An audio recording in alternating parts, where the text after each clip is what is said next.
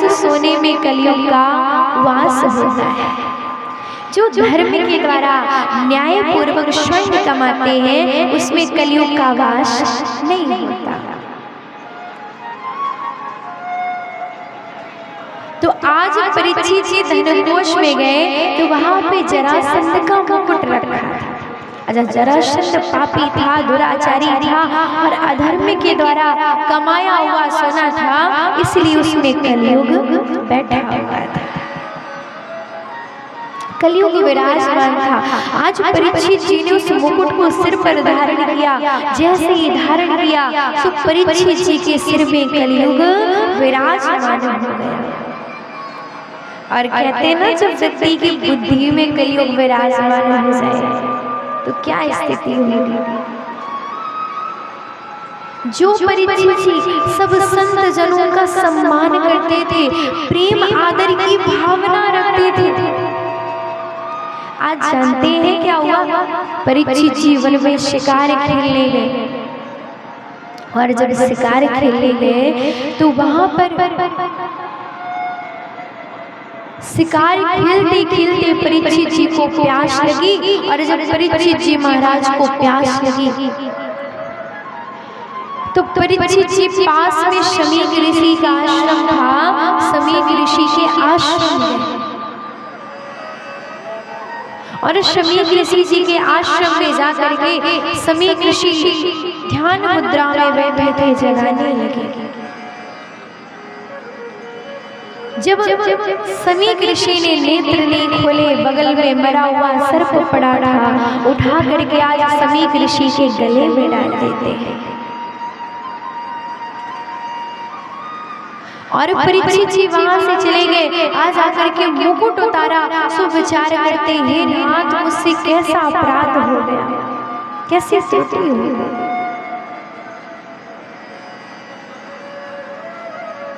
कितना बड़ा पाप हो गया। इधर शमीक ऋषि के पुत्र श्रृंगी ऋषि जी, उनको पता चला। श्रृंगी ऋषि जी नदी के पास खड़े थे, हाथ में जल लिया और जल लेकर के आज परीक्षित जी को शाप दे दिया। इति लंघित मर्यादा तच्छकः शब्दवेहनी, राजन तुमने मर्यादा का उल्लंघन किया है, इसीलिए जाओ मैं तुमको शाप देता हूँ कि 7 दिन में तक्षक नाग के डसने से तुम्हारी मृत्यु हो जाएगी। और ऐसा कह करके आज श्रृंगी ऋषि जी पिता शमीक ऋषि की गोद में सिर रख करके रोने लगे। शमीक ऋषि ने कहा, बेटा क्या बात है, क्यों रो रहे हो, क्या कारण है। श्रृंगी ऋषि ने सारा वृतांत बताया है। शमीक ऋषि ने कहा, बेटा तुमने ये क्या किया, उन्हीं के कारण तो हम कुशलता पूर्वक यहाँ पे रह पा रहे हैं और तुमने उन्हीं को शाप दे दिया, तुमने उन्हीं के साथ ऐसा कर्म कर दिया। आज शमीक ऋषि ने अपने शिष्यों को भेजा और शिष्य जाकर के सब कुछ परीक्षित जी से कहते हैं कि हे राजन, श्रृंगी ऋषि ने आपको शाप दिया है, 7 दिन में तक्षक नाग के डसने से आपकी मृत्यु हो जाएगी। राजा परीक्षित जी सुनते हैं, कुछ नहीं सोचा, बस उसी क्षण सारा राजपाट पुत्र जनमेजय को सौंप दिया और स्वयं जाकर के तट पर विराजमान हो गए और वहां पर बैठ करके आज अपने कल्याण का साधन ढूंढने लगे। क्योंकि 7 दिन में मृत्यु होने वाली है, ऐसा क्या जब तब करे कि उनका उद्धार हो जाए, कल्याण हो जाए। अच्छा आप लोग ये बताइए, अगर आपको पता चले कि 7 दिन में आपकी मृत्यु होने वाली है तो आप लोग क्या करोगे, बोलो। अगर आपको पता चले कि आप लोग मरने वाले हो तो आप लोग क्या सोचोगे, भाई अच्छी अच्छी जगह घूम ले, अच्छा अच्छा भोजन कर ले, अच्छा अच्छा पहन ले, ये कर ले, वो कर ले, दुनिया भर की बात।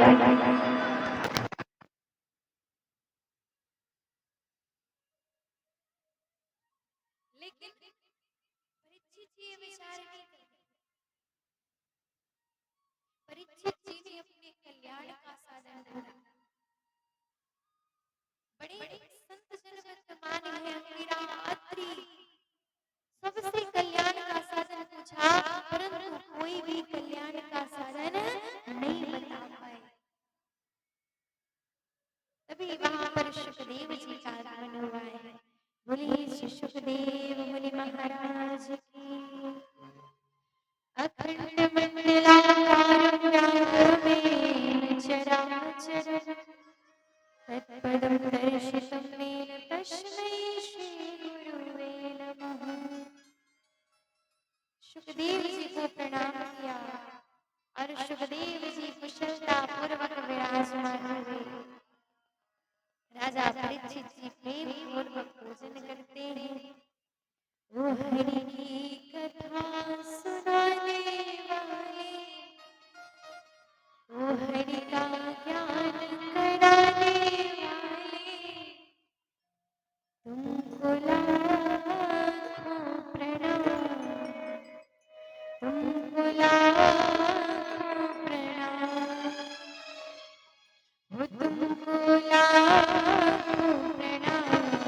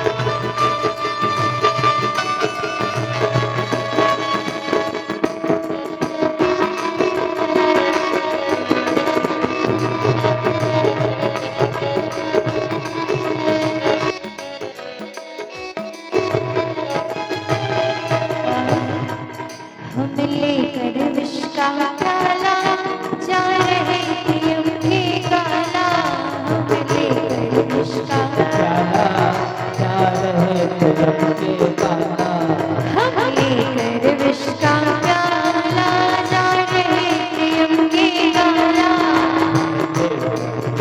का प्याला जा रहे थे यमुने काला। मेरे कष्ट मिटाने वाले, मेरे कष्ट मिटाने वाले, तुमको लाखों प्रणाम, तुमको लाखों प्रणाम, तुमको लाखों प्रणाम। ओ हरि की कथा सुनाने वाले, हरि का ज्ञान कराने वाले, तुमको लाखों प्रणाम, तुमको लाखों प्रणाम, तुमको लाखों प्रणाम, वो तुमको लाखों प्रणाम, तुमको लाखों प्रणाम, तुमको लाखों हरि की कथा सुनाने वाले, हरि का ज्ञान कराने वाले, हरि की कथा सुनाने वाले का ज्ञान कराने वाले, वो तुमको लाखों प्रणाम,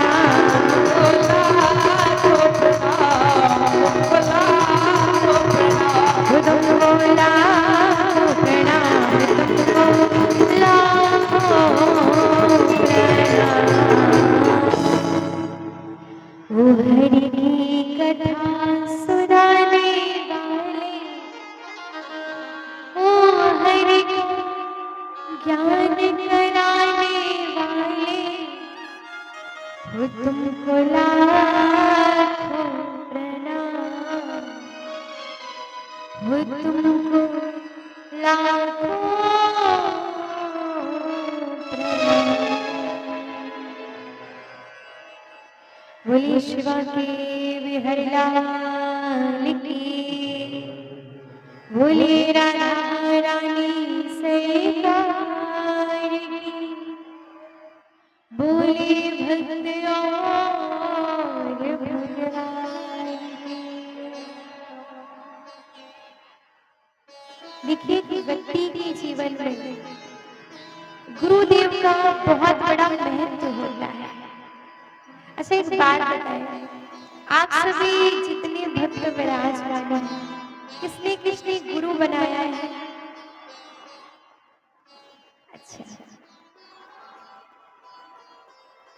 गुरु बना रखा आपने? नहीं बनाया तो फिर जिसने जिसने गुरु मंत्र लिया हो, गुरु दीक्षा ली हो, कंठी ली हो, वो हाथ उठाए। ऐसे कितने भक्त हैं?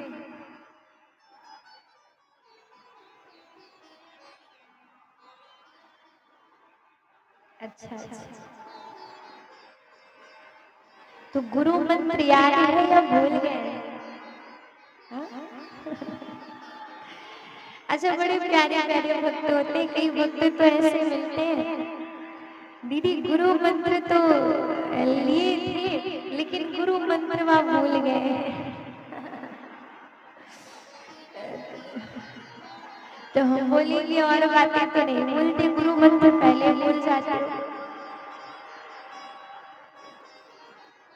अच्छा, बहुत सारे ऐसे भक्त मिल जाते हैं जो गुरु मंत्र भूल करके बैठे। अब अच्छा एक बात और बता, प्रत्येक व्यक्ति को अपने जीवन में गुरु मंत्र लेना बहुत आवश्यक होता है।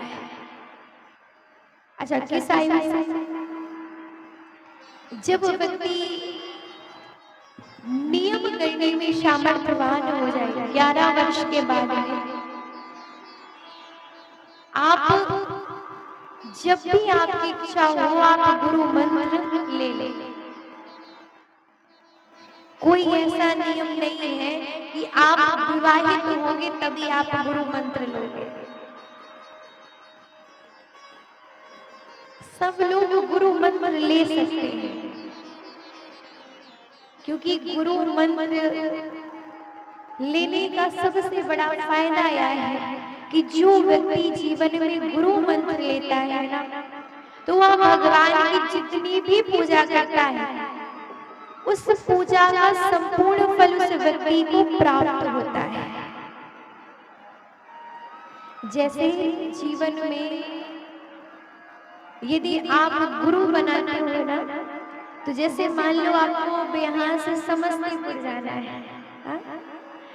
तो कोई व्यक्ति समस्तीपुर यहाँ से बाइक से जाए, कोई व्यक्ति 4 चक्का से जाए, कोई व्यक्ति पैदल जाए, तो पहले कौन व्यक्ति पहुंचेगा? जो 4 चक्का से जाए। देखिए पहुंचेंगे सभी, पैदल वाला भी पहुंचेगा, बाइक वाला भी पहुंचेगा, 4 चक्का वाला भी पहुंचेगा, लेकिन जो व्यक्ति जीवन में गुरु बना लेता है तो उसकी स्पीड हो जाती है 4 चक्का वाला। क्या स्पीड होती है? 4 चक्का। क्योंकि गुरुदेव गुरु मंत्र के द्वारा अपनी जीवन के तप का, अपने जीवन में जो उन्होंने शक्ति पाई होती है ईश्वर की, उसका कुछ अंश भी प्रदान करते हैं।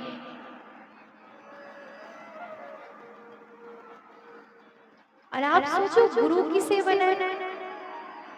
तो गुरु जो व्यक्ति आपको लगे कि ये मेरा मार्गदर्शन करने में ठीक है, जैसे गुरु बनाओ जान के पानी पियो छाना।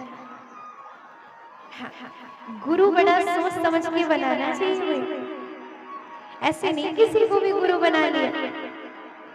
हाँ, लेकिन यदि आपने किसी व्यक्ति को गुरु बना लिया तो उसके बाद फिर आपको अपनी जीवा के द्वारा गुरुदेव की निंदा नहीं करनी। हमने बहुत से लोगों को देखा है गुरु बनाते तो हैं, परंतु गुरुदेव की निंदा इतनी ज्यादा करते जिसकी कोई सीमा ही नहीं। कहते कभी भी अपने पिता की, अपने पति की, अपने गुरुदेव की निंदा नहीं करना चाहिए।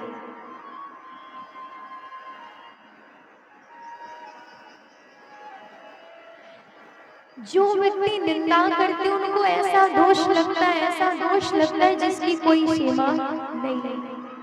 कभी भी निंदा मत करो। बहुत सारी स्त्रियां होती हैं ना जो अपने पति देव का नाम भी लेती हैं, है ना? अच्छा, पहले के समय वाली स्त्रियों को तो नहीं कह सकते, लेकिन अब के समय की जो स्त्रियां हुई हैं वह अपने पति देव का नाम भी लेती हैं। अच्छा, यहाँ पे कितनी मैया जी लोग हैं जो नाम लेती हैं पति देव का? हाँ, ऐसे कितनी मैया जी लोग हैं जो अपने पति देव का नाम लेती हैं? हाँ, लेते। अच्छा, नाम तो फिर भी चलो ठीक है, लेकिन ऐसी कोई मैया जी नहीं होगी जिन्होंने जीवन में कभी अपने पति की बुराई नहीं करी। हाँ? तो अच्छा, ऐसी कौन कौन सी मैया जी जिन्होंने कभी जीवन में पति की बुराई नहीं करी? हाथ उठा के बताइए। मतलब सब लोगों ने कर रखी है। वही तो, पति देव की बुराई के बिना काम ही नहीं चलता। ऐसी कोई मैया जी नहीं होंगी जिन्होंने कभी जीवन में बुराई नहीं की।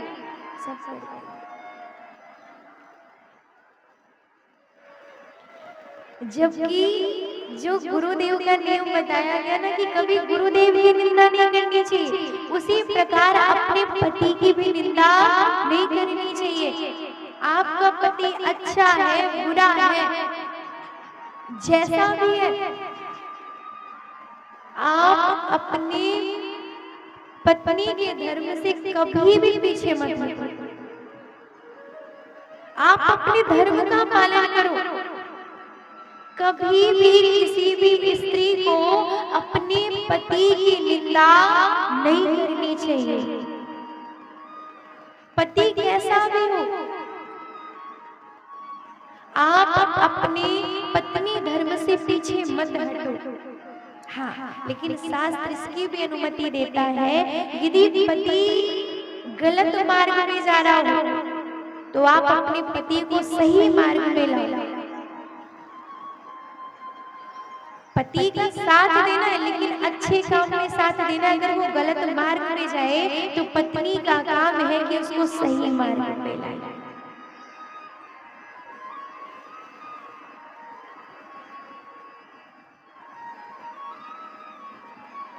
कहते हैं जो पत्नी, अगर पति सही मार्ग में है, यदि पत्नी बुराई कर दे, निंदा कर दे, नाम ले ले, तो पति देव की आयु छीड़ होती है। हाँ, तो इसीलिए ध्यान रखें, निंदा ना करें।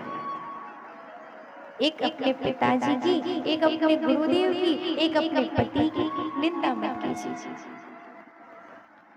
अच्छा, हम लोग गुरु जी के विषय में बात कर रहे थे ना, तो कहते हैं जो व्यक्ति जीवन में गुरु बनाते हैं वो भी ध्यान दें। क्या बात ध्यान देना है कि जीवन में हमारे गुरु कैसे भी हो, अगर हमने एक बार गुरु बना लिया है तो फिर वो कैसे भी हो, कभी उनकी बुराई हमें नहीं करना है, कभी नहीं करना है। क्योंकि अब हमने गुरु मान लिया, हमने तो उनके अच्छे आचरणों को देख करके गुरु माना। अब वो गलत आचरण पे जा रहे हैं, गलत कर रहे हैं, तो उसको देखने वाले ईश्वर है। हम न्याय करने वाले कोई नहीं होते, ईश्वर न्याय करेंगे। हमारे मन में हमारे गुरुदेव के प्रति आस्था कम नहीं होनी चाहिए, क्योंकि इस संसार में गुरुदेव का स्थान गोविंद से भी ऊपर दिया गया है। गुरु गोविंद दो खड़े, काके लाखों पाए, और बलिहारी गुरु आपने गोविंद को बनाया। भगवान स्वयं कहते हैं, अगर भगवान और गुरु दोनों सामने खड़े हो तो व्यक्ति को सबसे पहले गुरुदेव को प्रणाम करना चाहिए। क्यों? क्योंकि ईश्वर तक पहुंचाने वाले हमारे गुरु होते हैं।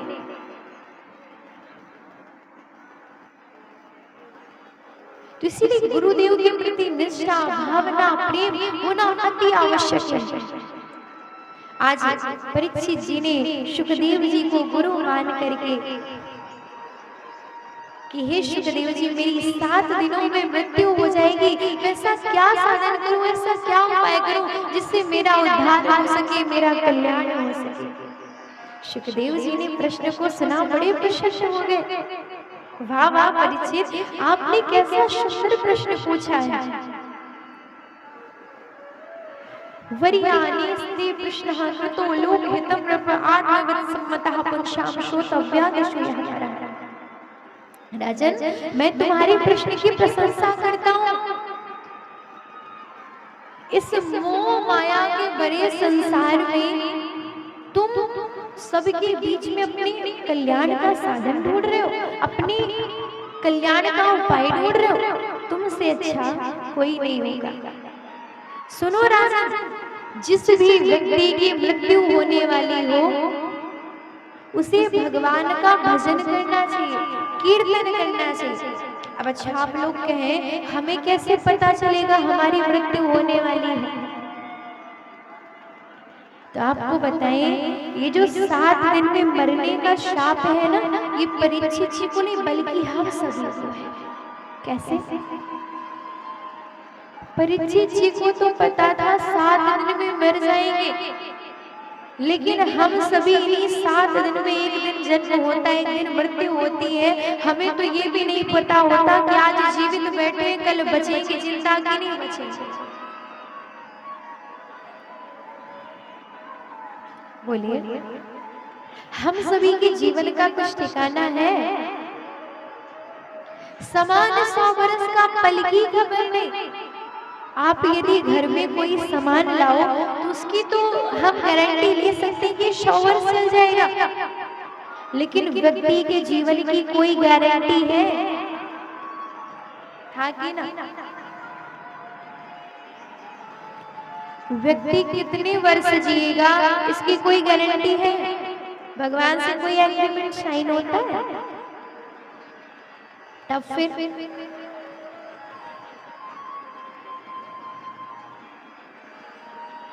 कहते हैं व्यक्ति को निरंतर ये मान करके चलना चाहिए, जैसे आप लोग कहते हो ना, अच्छे से घूम टहल लो, खा पी लो, एक ही जीवन मिला है।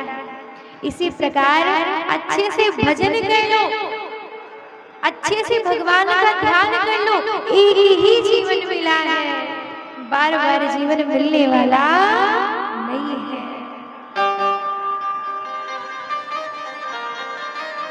बार बार ये जीवन मिलने वाला नहीं है, बहुत अनमोल जीवन है।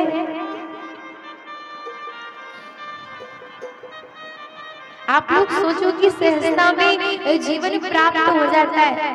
क्यों कहा गया बड़े भाग मानुष तन पावा? आप सभी लोग परिचित हैं कि बड़े जन्मों का पुण्य होता है, बड़े भाग्योदय होते हैं, तब जाकर के मनुष्य जन्म मिल रहा है। और मनुष्य जन्म में ये सनातन धर्म में जन्म मिलना, हिंदू धर्म में जन्म मिलना, ये सबसे बड़ा सौभाग्य है।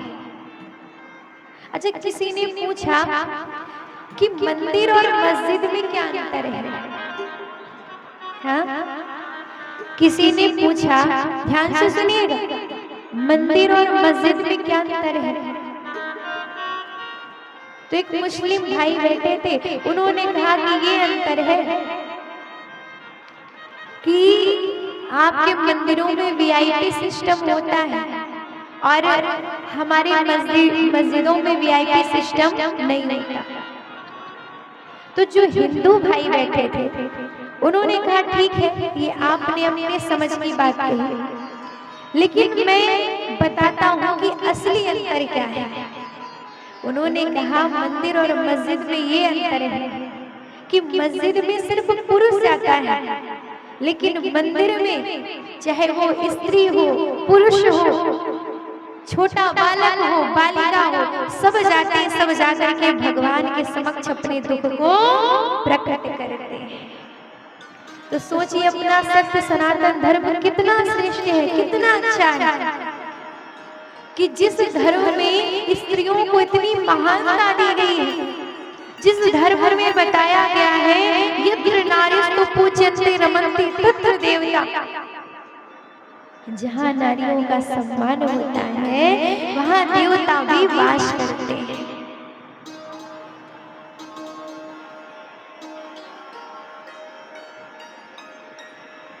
ये परिचय करवाने वाला केवल और केवल सनातन धर्म है। इसीलिए अभी भी समय व्यर्थ नहीं हुआ है। भगवान ने हाथ दिए हैं तो खूब कीर्तन में ताली बजाओ, कान मिला है भगवान की कथा सुनो, जीभ मिली है भगवान का